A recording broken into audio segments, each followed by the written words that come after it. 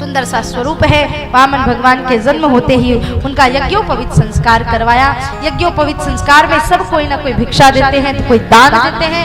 तो महाराज यज्ञोपवीत संस्कार में पृथ्वी ने खड़ाऊ भेंट किए, आकाश ने शस्त्र भेंट किए, माता अदिति ने कोपीन पहनाई, ब्रह्मा जी ने कमंडलू भेंट किया, माता सरस्वती ने रुद्राक्ष की माला भेंट की। ऐसे करके सब ने कुछ ना कुछ भगवान वामन को दिया।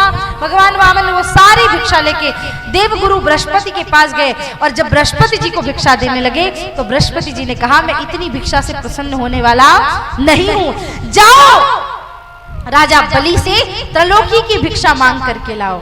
और भगवान वामन गुरुदेव के आदेश से चल पड़े राजा बलि के द्वार पे। आइए हम सब लोग भी मिलकर के भगवान वामन के दिव्य स्वरूप का दर्शन करें और दर्शन करके इस पावन स्वरूप को हृदय में बिठाए। आज स्वयं जगत पिता परमेश्वर अपने भक्त के सामने हाथ फैलाने के लिए जाते हैं। इतनी विराट परंपरा, इतना अद्भुत प्रेम दुनिया में कहीं और हो नहीं सकता। एक बार दोनों हाथ उठा के भगवान की दिव्य छवि को जय जयकार करते हुए जय जय घोष करेंगे। बोले वामन भगवान की जय। इतना सुंदर छोटा सा वामन भगवान का स्वरूप है। जिस गली जिस जगह जाते हैं, जहां भी जाते हैं लोग नतमस्तक हो जाते हैं। राजा बलि ने भगवान का स्वरूप देखा, ऐसा लगा करोड़ों करोड़ों सूर्य एक रूप लेकर के आ गए हैं। राजा बलि कहता है, प्रभुवर कहिए मैं आपकी क्या सेवा करूं? 100, 150, 200 गांव दे दूं, 1100 गायें जिनकी सींगों को सोने से और खुरों को चांदी से मड़वा के दे दूं। ऐसा जो भी आपकी इच्छा हो आप मुझे बताइए, मैं आपकी क्या सेवा कर सकता हूं महाराज। भगवान वामन ने कहा, हमें कुछ नहीं चाहिए। बलि ने भगवान से बहुत प्रार्थना की, तब जाके भगवान वामन कहते हैं, एक काम करो, अगर तुम मुझे दे सकते हो तो मुझे 3 पग पृथ्वी दे दो। ध्यान से सुनिएगा, कितना? 3 पग पृथ्वी। बलि हंसने लगा, महाराज देखो हैं तो आप बड़े ज्ञानी, पर मांगा अपने छोटे से बच्चे की तरह ही है। बोला 3 पग पृथ्वी में तो आपका आसन भी नहीं लग पाएगा ठीक से, 3 पग का क्या करोगे आप?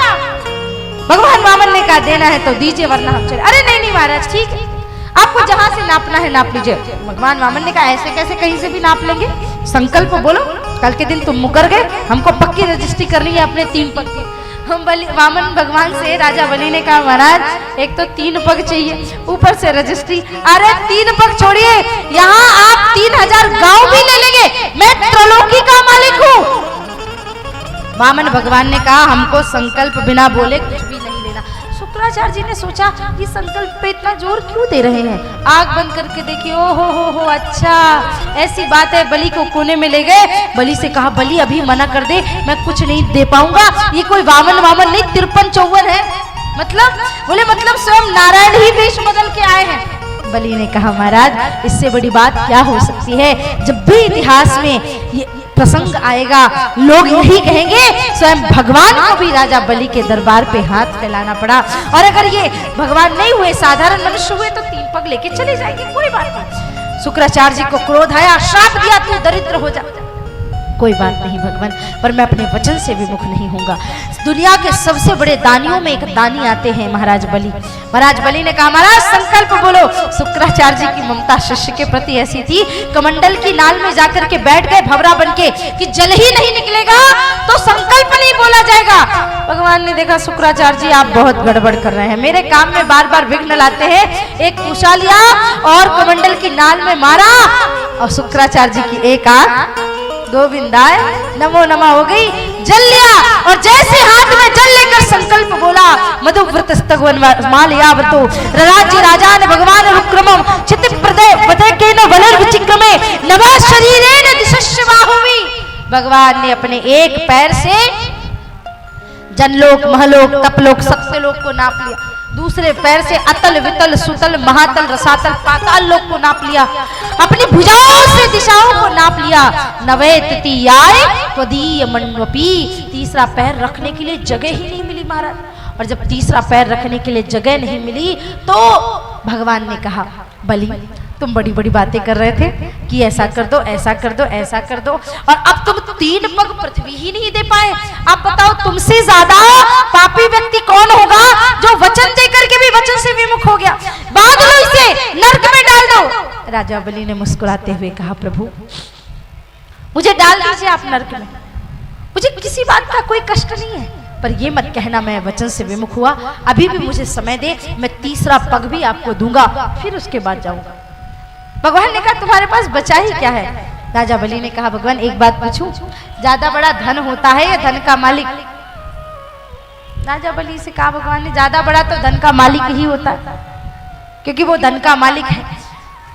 राजा बलि ने कहा, महाराज अभी तक तो आपने मेरे धन को नापा है, धन का मालिक तो अभी भी आपके सामने खड़ा है। यदुत्तम श्लोक भगवान ममेरितम वचोप्यलीकम सुरवर्य मन्यते करो मृतम तन्न भवेत प्रलंबनम पदम तृतीयम कृष्ण मेलिजम। कृपा करिए 3रा पैर मेरे सिर पे रखिए और मुझे भी नाप लीजिए, आज से मैं भी आपकी संपत्ति हो गया प्रभु। जहां आप लेके जाओगे वहां मैं चले जाऊंगा। कहते हैं ना, जहां ले चलोगे वहीं मैं चलूंगा, जहां अनाथ रख दोगे वहीं मैं रहूंगा।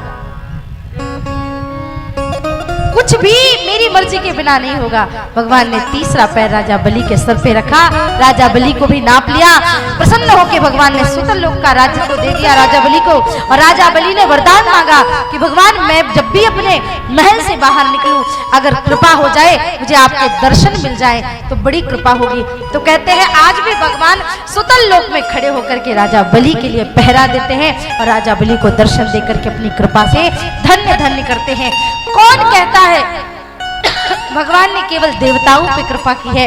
जिस राक्षस कुल के व्यक्ति ने भगवान से सच्ची श्रद्धा से प्रेम किया हो, भगवान तो उनके घर जाकर के पहरेदार भी बनने के लिए तैयार है, उनके चपरासी नौकर बनने के लिए, दास बनने के लिए भी तैयार है। बस तुम्हारे अंदर इतनी क्षमता होनी चाहिए कि तुम भगवान से इतना प्रेम कर सको कि भगवान स्वयं पहरेदारी करने के लिए तुम्हारे दर पे आ जाए।